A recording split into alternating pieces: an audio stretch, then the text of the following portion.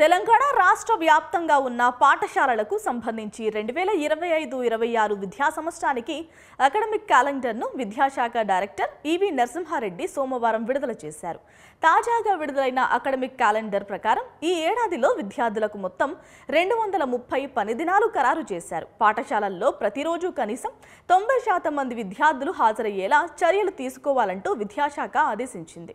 ఇక 10వ తరగతి విద్యార్థులకు 2026 జనవరి 10లోగా సిలబస్ ను పూర్తి చేయాలని పేర్కొంది. ఈ ఏడాది 10వ తరగతి చదివే విద్యార్థులకు పబ్లిక్ పరీక్షలను 2026 మార్చి నెలలో నిర్వహిస్తామని తెలిపింది. ఇక 1 నుంచి 9 తరగతుల విద్యార్థులకు సిలబస్ ను ఫిబ్రవరి 28లోగా పూర్తి చేయాలని తెలిపింది. 2025 జూన్ 12న క్లాసులు ప్రారంభం కానుండగా 2026 ఏప్రిల్ 23న లాస్ట్ వర్కింగ్ డేగా డిసైడ్ చేశారు. 2026 జూన్ 11 వరకు వేసవి సెలవులు ఉండబోతున్నాయి.